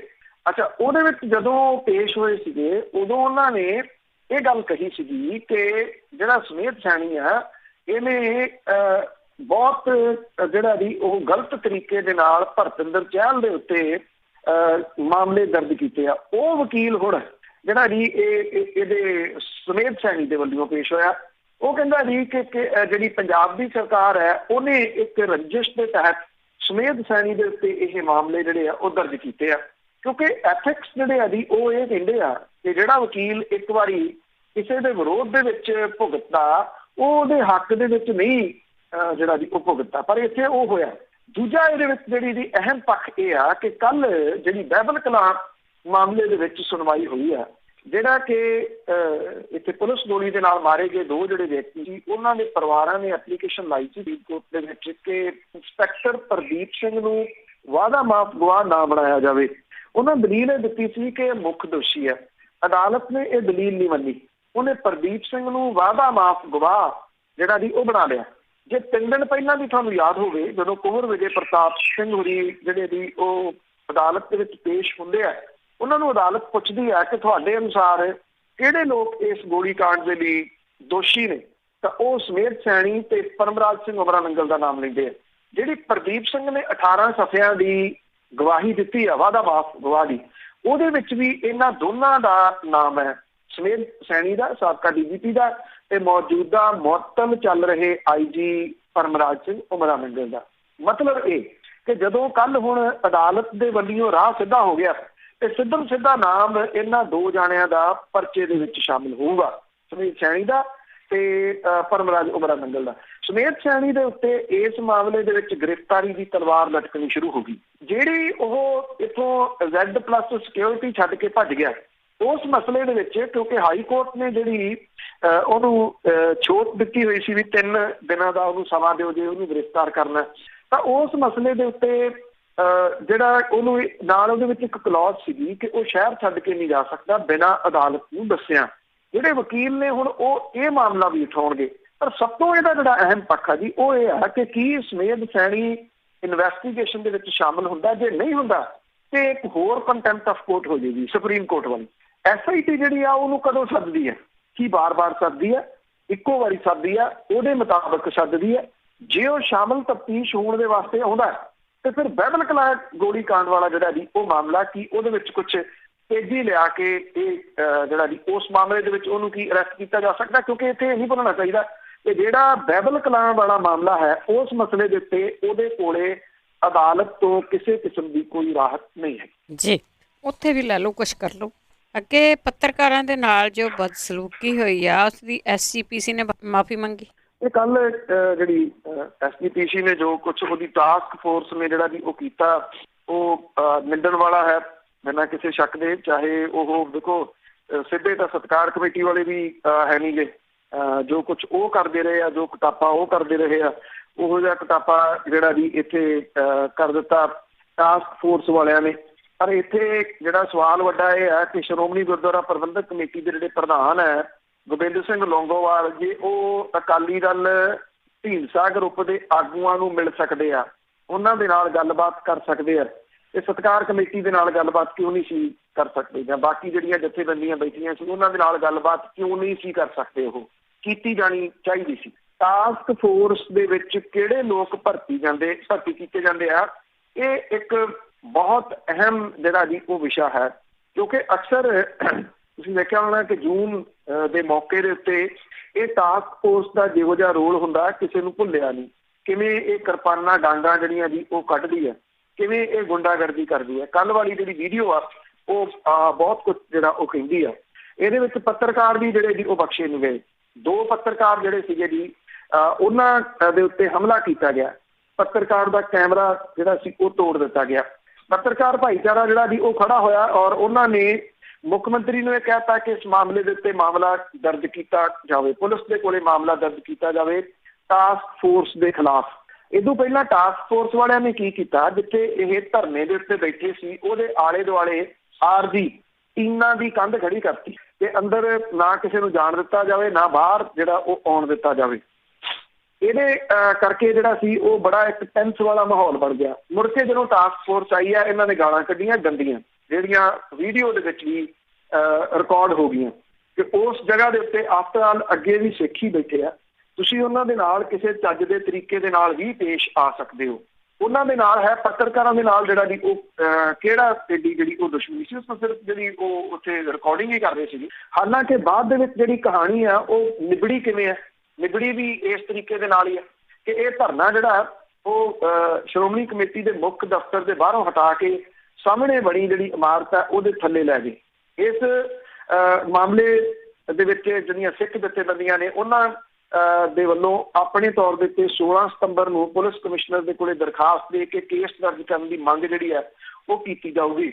ਇਹ ਕਿਹਾ ਗਿਆ ਕਿ ਅਸੀਂ ਪੁਲਿਸ ਦੇ ਕੋਲੇ ਜਾਵਾਂਗੇ ਕਿਉਂਕਿ ਸ਼੍ਰੋਮਣੀ ਗੁਰਦੁਆਰਾ ਪ੍ਰਬੰਧਕ ਕਮੇਟੀ ਨੇ ਪੁਲਿਸ ਦੇ ਕੋਲੇ ਜਾਣਾ ਨਹੀਂ। ਜੇ ਉਹਨਾਂ ਨੂੰ ਮਨਾ ਕੇ ਇਹ ਧਰਨੇ ਦੀ ਜਗ੍ਹਾ ਤਬਦੀਲ ਕਰਵਾਈ ਜਾ ਸਕਦੀ ਸੀ ਬਾਅਦ 'ਚ, ਇਹ ਪਹਿਲਾਂ ਕਿਉਂ ਨਹੀਂ ਕਰਵਾਈ ਗਈ? ਇਹ ਪਹਿਲਾਂ ਵੀ ਕਰਵਾਈ ਜਾ ਸਕਦੀ ਸੀ ਤਾਂ ਕਿ ਅਜਿਹਾ ਵਾਦ ਵਿਵਾਦ ਉਹਦੇ ਤੋਂ ਬਚਿਆ ਜਾਂਦਾ। ਪਰ ਗੱਲ ਇਹ ਹੈ ਕਿ ਜਦੋਂ ਬੰਦਾ ਕੋਈ ਇੱਕ ਗਲਤੀ ਕਰਦਾ ਫਿਰ ਉਸ ਗਲਤੀ ਨੂੰ ਜਸਟੀਫਾਈ ਕਰਨ ਦੇ ਵਾਸਤੇ, ਉਹਨੂੰ ਲੁਕਾਉਣ ਦੇ ਵਾਸਤੇ ਬਾਰ-ਬਾਰ ਗਲਤੀਆਂ ਕਰਦਾ। ਇਹ ਗੱਲ ਨਹੀਂ ਭੁੱਲਣੀ ਚਾਹੀਦੀ ਵੀ ਇਹ ਕੋਈ ਸਬਜ਼ੀ ਘੁਟਾਲਾ ਨਹੀਂ ਗਾ, ਇਹ ਕੋਈ ਆਟਾ ਘੁਟਾਲਾ ਨਹੀਂ ਗਾ, ਇਹ ਗੁਰੂ ਗ੍ਰੰਥ ਸਾਹਿਬ ਦੇ ਜਿਹੜੇ ਸਰੂਪ ਹੈ ਉਹ ਲਾਪਤਾ ਹੋਏ ਆ। ਮੈਂ ਤੇ ਇਹ ਵੀ ਦੱਸਣਾ ਕਿ ਮੁਕਤਸਰ ਦੇ ਵਿੱਚ ਜਿਹੜਾ ਘੁਟਾਲਾ ਹੋਇਆ ਸੀਗਾ ਉਸ ਮਾਮਲੇ ਦੇ ਉੱਤੇ ਸ਼੍ਰੋਮਣੀ ਗੁਰਦੁਆਰਾ ਪ੍ਰਬੰਧਕ ਕਮੇਟੀ ਨੇ ਮੈਨੇਜਰਾਂ ਦੀ ਬਦਲੀ ਕਰਤੀ ਸੀਗੀ ਔਰ ਬਦਲੀ ਇਹਨਾਂ ਦੀ ਕਰਕੇ ਇਹ ਕਿਹਾ ਗਿਆ ਸੀਗਾ ਕਿ ਉਹਨਾਂ ਨੂੰ ਸਜ਼ਾ ਦੇ ਦਿੱਤੀ ਗਈ ਹੈ। ਉਹਨਾਂ ਮੈਨੇਜਰਾਂ ਨੂੰ ਮੁੜ ਕੇ ਫਿਰ ਉਹਨਾਂ ਹੀ ਅਹੁਦਿਆਂ ਦੇ ਉੱਤੇ ਜਿਹੜਾ ਜੀ ਉਹ ਲੈ ਆਉਂਦਾ, ਫਿਰ ਉੱਥੇ ਆ ਕੇ ਫਿਰ ਜਿਹੜਾ ਜੀ ਉਹ ਲੱਗ ਕੇ ਪਰ ਉਹ ਤਾਂ ਲੋਕਾਂ ਨੂੰ ਦਿਖਾਇਆ ਹੋਣਾ ਨਾ। ਤੇ ਇਹਦੇ ਵਿੱਚ ਕਰੋਨਾ ਦੇ ਕੇਸਾਂ ਦੀ ਗਿਣਤੀ ਆ ਉਹ ਲੱਖਾਂ ਨੂੰ ਪਹੁੰਚੀ ਆ।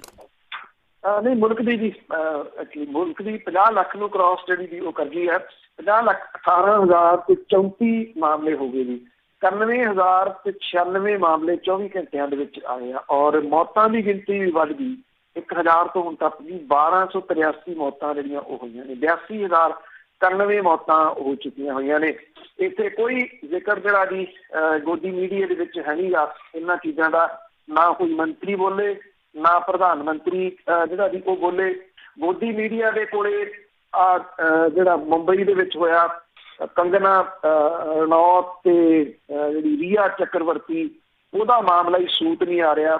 ਸਵੇਰ ਤੋਂ ਲੈ ਕੇ ਸ਼ਾਮ ਤੱਕ ਜੋ ਭਕਾਈ ਇਸ ਮਸਲੇ ਦੇ ਉੱਤੇ ਜਿਹੜੀ ਉਹ ਮਾਰੀ ਜਾਂਦੀ ਆ, ਉਹਦੇ ਵਿੱਚ ਕਰੋਨਾ ਵਾਇਰਸ ਦੇ ਬਾਰੇ 'ਚ ਹੁਣ ਕੋਈ ਗੱਲ ਨਹੀਂ ਹੁੰਦੀ। ਜਿਹੜੇ ਲੋਕ ਉਦੋਂ ਥਾਲੀਆਂ ਖੜਕਾਉਂਦੇ ਸੀ, ਭਾਂਡੇ ਖੜਕਾਉਂਦੇ ਸੀ, ਆਤਿਸ਼ਬਾਜ਼ੀਆਂ ਚਲਾਉਂਦੇ ਸੀ, ਉਹ ਹੁਣ ਚੁੱਪ ਨੇ ਤੇ ਹੁਣ ਇਹਦਾ ਅੱਗੋਂ ਜਿਹੜਾ ਜੀ ਉਹ ਕੀ ਕੀਤਾ ਜਾਵੇ। ਪੰਜਾਬ ਦੀ ਸਥਿਤੀ ਵੀ ਜਿਹੜੀ ਆ ਜੀ ਉਹ ਗੰਭੀਰ ਹੁੰਦੀ ਤੁਰੀ ਜਾਂਦੀ ਆ। 2382 ਨਵੇਂ ਮਾਮਲੇ ਸਾਹਮਣੇ ਆ ਗਏ, 84,482 ਕੇਸ ਹੋ ਗਏ, 91 ਡੈਥ ਹੋਈਆਂ ਇੱਕ ਦਿਨ ਦੇ ਵਿੱਚ।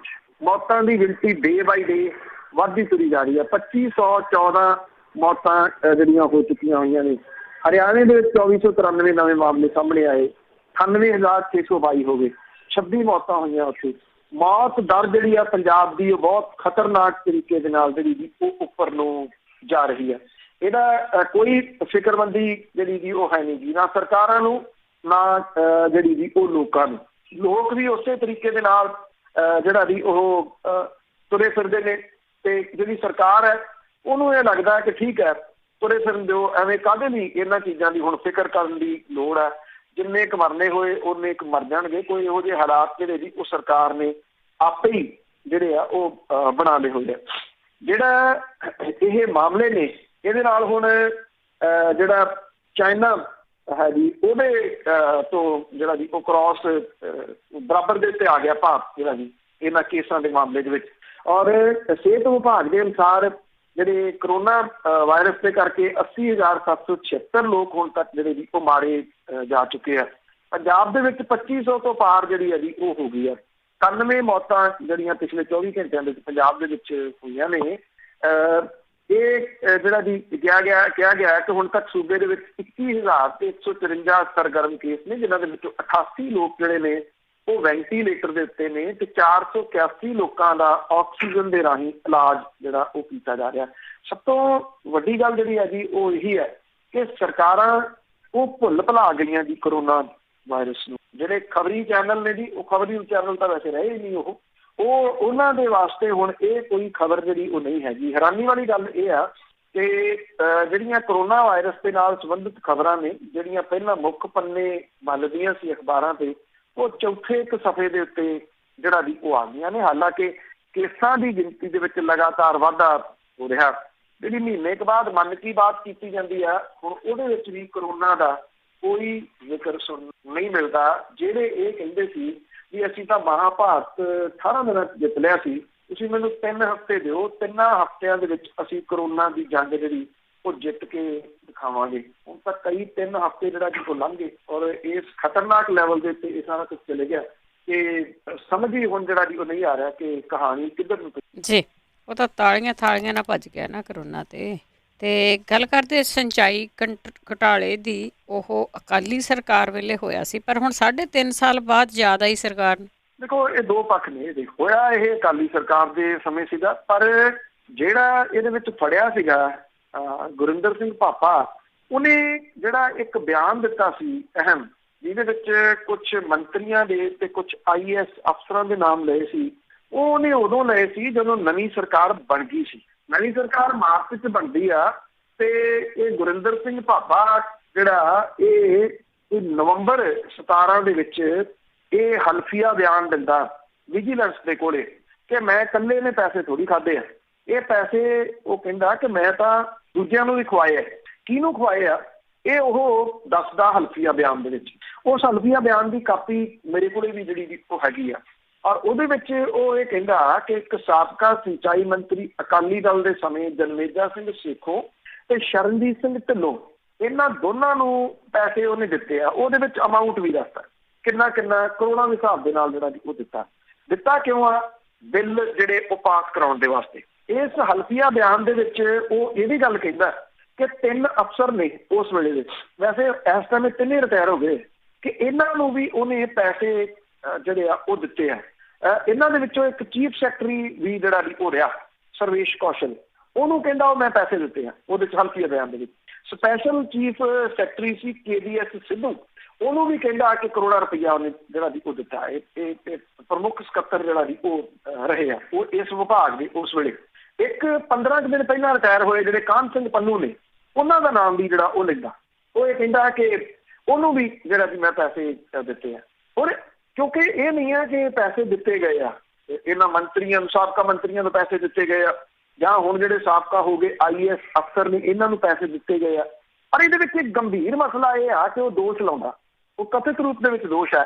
ਇਹਦੀ ਜਾਂਚ ਇੰਨੀ ਦੇਰ ਬਾਅਦ ਕਿਉਂ ਹੁਣ ਜਿਹੜੀ ਵੀ ਉਹ ਹੋ ਰਹੀ ਹੈ? ਜਿਹੜੇ ਤੁਸੀਂ ਕਹਿ ਸਕਦੇ ਹੋ ਕਿ ਇਹ ਚੋਣਾਂ ਵੱਲ ਨੂੰ ਸੂਬਾ ਜਿਹੜਾ ਜੀ ਉਹ ਵਧ ਰਿਹਾ, ਹੁਣ ਉਹ ਮਾਮਲੇ ਜਿਹੜੇ ਵੀ ਉਹ ਕੱਢੇ ਜਾਣਗੇ। 3.5 ਸਾਲ ਦਾ ਸਮਾਂ ਸਰਕਾਰ ਜਿਹੜੀ ਦੀ ਉਹ ਚੁੱਪ ਕਰਕੇ ਦੇਖੀ ਰਹੀ। ਇਹ ਹਲਫੀਆ ਬਿਆਨ ਉਹਦੇ ਕੋਲੇ। ਗੁਰਿੰਦਰ ਸਿੰਘ ਭਾਪਾ ਜਿਹੜਾ 1000 ਕਰੋੜ ਇਰੀਗੇਸ਼ਨ ਡਿਪਾਰਟਮੈਂਟ ਦੇ ਘਪਲੇ ਦੇ ਮਾਮਲੇ ਦੇ ਵਿੱਚ ਅਰੈਸਟ ਹੋਇਆ ਸੀਗਾ, ਉਹ ਜ਼ਮਾਨਤ ਲੈ ਗਿਆ ਇਸ ਮਸਲੇ ਦੇ ਉੱਤੇ। ਹੁਣ ਇਹ ਜਿਹੜੀ ਫਾਈਲ ਹੈ ਚੀਫ ਸਕੱਤਰ ਜਿੰਨੀ ਮਹਾਜਨ ਦੇ ਕੋਲੇ ਜਿਹੜੀ ਵੀ ਉਹ ਆ ਗਈ। ਜਨਮੇਜਾ ਸਿੰਘ ਸੇਖੋਂ 17 ਦੀਆਂ ਚੋਣਾਂ ਹਾਰ ਗਏ ਸੀਗੇ, ਸ਼ਰਨਜੀਤ ਢਿੱਲੋਂ ਜਿੱਤ ਗਏ ਸੀ। ਸ਼ਰਨਜੀਤ ਢਿੱਲੋਂ ਇਸ ਵੇਲੇ ਅਕਾਲੀ ਦਲ ਬਾਦਲ ਦੇ ਵਿਧਾਨ ਜਿਹੜੀ ਹੈਗਾ ਜੀ ਉਹਦੇ ਹੈੱਡ ਨੇ ਵਿਧਾਨ ਸਭਾ ਦੇ ਵਿੱਚ। ਹੁਣ ਇਹ ਜਿਹੜੀ ਜੀ ਜਾਂਚ ਨੂੰ ਹਰੀ ਝੰਡੀ ਦੇ ਦਿੱਤੀ ਗਈ ਹੈ। ਇਹ ਮਾਮਲਾ ਜਿਹੜਾ ਜੀ ਕਿੱਧਰ ਨੂੰ ਜਾਂਦਾ, ਕਿੰਨੀ ਇਹਦੀ ਜਾਂਚ ਹੁੰਦੀ ਹੈ, ਔਰ ਜਿਹੜੀ ਸਭ ਤੋਂ ਵੱਡੀ ਗੱਲ ਕਿੰਨਾ ਸਮਾਂ ਇਸ ਜਾਂਚ ਦੇ ਵਿੱਚ ਜਿਹੜਾ ਜੀ ਉਹ ਲੱਗਦਾ, ਇਹ ਸਭ ਤੋਂ ਇੱਕ ਅਹਿਮ ਜਿਹੜਾ ਜੀ ਉਹ ਪੱਖ ਹੈ। ਜਿਹੜੇ ਰਿਟਾਇਰਡ IAS ਅਫਸਰ ਨੇ ਕਾਹਨ ਸਿੰਘ ਪੰਨੂ ਹੋਰੀ, ਉਹ ਇਹ ਕਹਿੰਦੇ ਆ ਕਿ ਉਹਨਾਂ ਦਾ ਨਾਮ ਇਸ ਮਾਮਲੇ ਦੇ ਵਿੱਚ ਘੜੀਸਿਆ ਜਾ ਰਿਹਾ, ਜਦੋਂ ਕਿ ਉਹ ਕਹਿੰਦੇ ਮੈਂ ਹੀ ਗੁਰਿੰਦਰ ਸਿੰਘ ਭਾਪੇ ਨੂੰ ਕਰਪਸ਼ਨ ਕਰਨ ਤੋਂ ਰੋਕਿਆ। ਉਹਨਾਂ ਨੇ ਵਿਜੀਲੈਂਸ ਦੇ ਵੱਲੋਂ ਉਹਨਾਂ ਦੇ ਨਾਮ ਨੂੰ ਦਿੱਤੀ ਗਈ ਮਨਜ਼ੂਰੀ ਦੇ ਉੱਤੇ ਵੀ ਹੈਰਾਨੀ ਜਿਹੜੀ ਹੈ ਜੀ ਉਹ ਪ੍ਰਗਟ ਕੀਤੀ ਹੈ, ਔਰ ਇਹ ਵੀ ਜਿਹੜਾ ਜੀ ਕਿਹਾ ਕਿ ਉਹਨੇ ਆਪਣੀ ਸਕਿਨ ਸੇਵ ਕਰਨ ਦੇ ਵਾਸਤੇ ਉਹਨਾਂ ਦਾ ਨਾਮ ਲਿਆ। ਮੈਂ ਫਿਰ ਜਿਹੜਾ ਜੀ ਉਹ ਪਹਿਲਾਂ ਵੀ ਕਿਹਾ ਕਿ ਇਹ ਉਹਨੇ ਸਿਰਫ ਨਾਮ ਲਿਆ, ਇਹ ਕਥਿਤ ਰੂਪ ਦੇ ਵਿੱਚ ਦੋਸ਼ ਹੈ। ਬਾਕੀ ਜੇ ਇਨਵੈਸਟੀਗੇਸ਼ਨ ਹੁੰਦੀ ਹੈ ਉਹਦੇ ਵਿੱਚੋਂ ਬਹੁਤਾ ਕੁਝ ਜਿਹੜਾ ਜੀ ਉਹ ਸਾਹਮਣੇ ਆ ਸਕਦਾ। ਵੈਸੇ ਗੁਰਿੰਦਰ ਸਿੰਘ ਪਾਪਾ ਇਹਨਾਂ ਦਿਨਾਂ ਦੇ ਵਿੱਚ ਜ਼ਮਾਨਤ ਦੇ ਉੱਤੇ ਬਾਹਰ ਹੈ ਜੀ।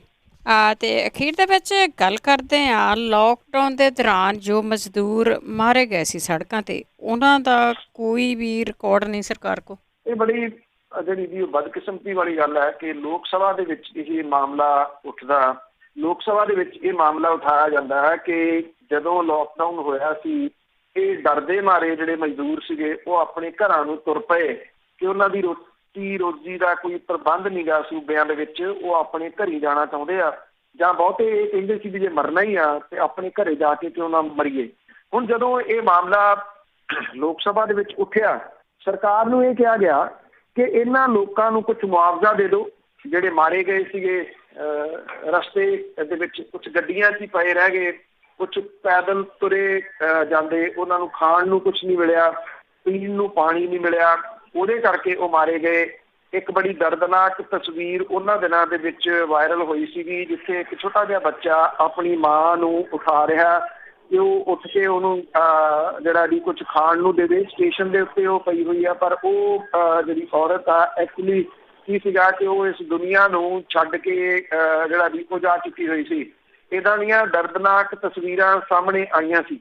ਗੱਡੀ ਦੇ ਵਿੱਚੋਂ ਟ੍ਰੇਨ ਦੇ ਵਿੱਚੋਂ ਜਿਹੜੀਆਂ ਸਪੈਸ਼ਲ ਟ੍ਰੇਨ ਚਲਾਈਆਂ ਗਈਆਂ ਸੀ, ਉਹਦੇ ਵਾਸ਼ਰੂਮ ਦੇ ਵਿੱਚ ਕਈ ਦਿਨ ਪਹਿਲਾਂ ਮਰਿਆ ਇੱਕ ਵਿਅਕਤੀ ਜਿਹੜਾ ਉਹ ਪਾਇਆ ਗਿਆ ਸੀ। ਉਹਦੀ ਮੌਤ ਦਾ ਕਾਰਨ ਵੀ ਭੁੱਖ ਜਿਹੜੀ ਆ ਉਹ ਦੱਸੀ ਗਈ ਸੀ।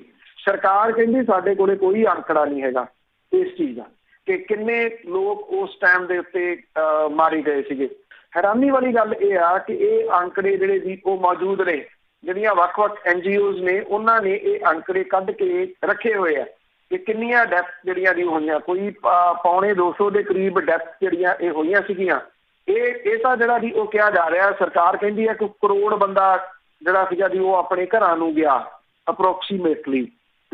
ਕਿੰਨੇ ਗਏ ਐਗਜ਼ੈਕਟਲੀ ਤਾਂ ਜਿਹੜਾ ਜੀ ਉਹ ਨਹੀਂ ਪਤਾ।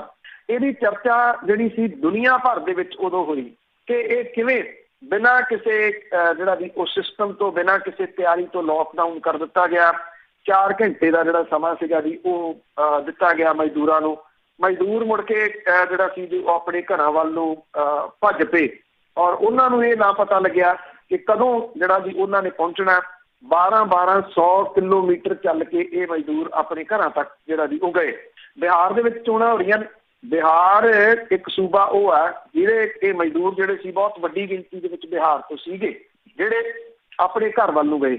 ਅੱਜ ਸਰਕਾਰ ਉਹਨਾਂ ਦੇ ਨਾਲ, ਕੇਂਦਰ ਦੀ ਸਰਕਾਰ, ਕਿਉਂਕਿ ਉਹਦੀ ਸਾਂਝ ਭਿਆਲੀ ਆ ਉੱਥੋਂ ਦੀ ਮੌਜੂਦਾ ਸਰਕਾਰ ਦੇ ਵਿੱਚ, ਉਹਨਾਂ ਨੂੰ ਇਹ ਬੜੇ ਸਾਰੇ ਵਾਅਦੇ ਜਿਹੜੇ ਜੀ ਉਹ ਕੀਤੇ ਜਾ ਰਹੇ, ਤੁਹਾਨੂੰ ਆਹ ਵੀ ਦੇਵਾਂਗੇ, ਤੁਹਾਨੂੰ ਆਹ ਵੀ ਦੇਵਾਂਗੇ। ਹੁਣ ਇਹ ਨਹੀਂ ਪਤਾ ਜੀ ਕਿ ਬਿਹਾਰ ਦੇ ਵਿੱਚ ਰਹਿਣ ਵਾਲੇ ਲੋਕ ਜਿਹੜੇ ਤੁਰ ਕੇ ਗਏ, ਉਹ ਇਸ ਵਿਧਾਨ ਸਭਾ ਚੋਣਾਂ ਦੇ ਦੌਰਾਨ ਇਸ ਸਾਰੇ ਮੰਜ਼ਰ ਨੂੰ ਯਾਦ ਰੱਖਣਗੇ। ਉਹ ਸਰਕਾਰ ਨੂੰ ਪੁੱਛਣਗੇ ਕਿ ਕੀ ਇੰਤਜ਼ਾਮ ਕੀਤਾ ਗਿਆ ਸੀ ਉਹਨਾਂ ਦਾ ਉਸ ਵੇਲੇ ਜਦੋਂ ਉਹ ਆਪਣੇ ਘਰਾਂ ਨੂੰ ਤੁਰ ਕੇ ਜਿਹੜਾ ਜਾਣਾ ਚਾਹੁੰਦੇ ਸੀਗੇ। ਇਹਦੇ ਵਿੱਚ ਜਿਹੜੇ ਮਾਰੇ ਗਏ ਮਜ਼ਦੂਰ ਸੀ, ਭੁੱਖ ਨਾਲ ਵੀ ਮਰੇ, ਐਕਸੀਡੈਂਟਾਂ ਦੇ ਵਿੱਚ ਵੀ ਮਰੇ। ਆਮੋ ਸਾਹਮਣੀ ਟੱਕਰ ਜਿਹੜੀ 2 ਟਰੱਕਾਂ ਦੀ, ਇੱਕ ਟਰੱਕ ਤੇ ਇੱਕ ਬੱਸ ਦੀ ਹੋਈ, ਉਹਦੇ ਵਿੱਚ ਮਾਰੇ ਗਏ। ਉਹ ਦਰਜਨ ਦੇ ਕਰੀਬ ਜਿਹੜੇ ਮਜ਼ਦੂਰ ਸੀਗੇ ਉਹ ਟ੍ਰੇਨ ਜਿਹੜੀ ਇੱਕ ਪਟੜੀ ਸੀ ਉਹਦੇ ਉੱਤੇ ਤੁਰੇ ਜਾ ਰਹੇ ਸੀ। ਉਹ ਪਿੱਛੋਂ ਆਉਂਦੀ ਜਿਹੜੀ ਟ੍ਰੇਨ ਸੀ ਫਾਸਟ, ਉਹਨੇ ਥੱਲੇ ਜਿਹੜਾ ਜੀ ਉਹ ਲੈ ਲਏ। ਬਹੁਤ ਦਰਦਨਾਕ ਉਸ ਟਾਈਮ ਦੇ ਉੱਤੇ ਮੰਜ਼ਰ ਜਿਹੜੇ ਜੀ ਉਹ ਸਾਹਮਣੇ ਆਏ ਸੀ। ਹੈਰਾਨਗੀ ਵਾਲੀ ਗੱਲ ਇਹ ਆ ਕਿ ਕੇਂਦਰ ਦੀ ਸਰਕਾਰ ਜਿਹੜੀ ਆ ਜੀ ਉਹ ਇਹ ਕਹਿੰਦੀ ਆ ਕਿ ਸਾਡੇ ਕੋਲੇ ਤਾਂ ਕੋਈ ਅੰਕੜਾ ਹੀ ਨਹੀਂ ਹੈਗਾ, ਸਾਨੂੰ ਨਹੀਂ ਪਤਾ ਕਿੰਨੇ ਮਜ਼ਦੂਰ ਉਸ ਟਾਈਮ ਮਾਰੇ ਗਏ। ਸ਼ਾਇਦ ਜਿਹੜੀ ਇਹ ਗੱਲ ਚੱਲਦੀ ਹੈ ਕਿ ਜਿਹੜੇ ਆਮ ਮਜ਼ਦੂਰ ਨੇ, ਆਮ ਜਿਹੜਾ ਗਰੀਬ ਬੰਦਾ, ਉਹਦੀ ਕੋਈ ਵਕਤ ਜਿਹੜੀ ਵੀ ਉਹ ਸਰਕਾਰਾਂ ਦੇ ਨਿਗਾਹ ਦੇ ਵਿੱਚ ਨਹੀਂ ਹੈਗੀ। ਉਹ ਜਿਉਂਦਾ ਦਾ ਮਰਿਆ ਇੱਕੋ ਦੀ ਜਿਹੜੀ ਵੀ ਉਹ ਸ਼੍ਰੇਣੀ ਦੇ ਵਿੱਚ ਹੈ। ਉਸੇ ਹੀ ਸ਼੍ਰੇਣੀ ਦੇ ਵਿੱਚ ਕੇਂਦਰ ਦੀ ਸਰਕਾਰ ਨੇ ਇਹਨਾਂ ਮਜ਼ਦੂਰਾਂ ਨੂੰ ਰੱਖ ਲਿਆ। ਜੀ ਬਿਲਕੁਲ ਬਿਲਕੁਲ, ਜਦੋਂ ਦੇਣ ਦੀ ਵਾਰੀ ਆਉਂਦੀ ਤਾਂ ਕੋਈ ਅੰਕੜੇ ਨਹੀਂ ਹੁੰਦੇ। ਬਹੁਤ ਬਹੁਤ ਧੰਨਵਾਦ ਬਲਤੇਜ ਪੰਨੂ ਜੀ। ਮਿਹਰਬਾਨੀ ਜੀ, ਧੰਨਵਾਦ ਜੀ, ਸਤਿ ਸ਼੍ਰੀ ਅਕਾਲ ਜੀ। ਤੇ ਸਰੋਤੇ ਸਨ ਬਲਤੇਜ ਪੰਨੂ ਜੋ ਸਾਡੇ ਨਾਲ ਜੁੜਦੇ ਨੇ, ਕਰਦੇ ਨੇ ਖਬਰਾਂ। ਇਸੇ ਦੇ ਨਾਲ ਸਾਡਾ ਅੱਜ ਦਾ ਬੁਲੇਟਿਨ ਇੱਥੇ ਸਮਾਪਤ। ਬਲਵਿੰਦਰ ਕੌਰ ਪੁਲਾਪ ਸਭ ਨੂੰ ਪਿਆਰ ਭਰੀ ਸਤਿ ਸ਼੍ਰੀ ਅਕਾਲ।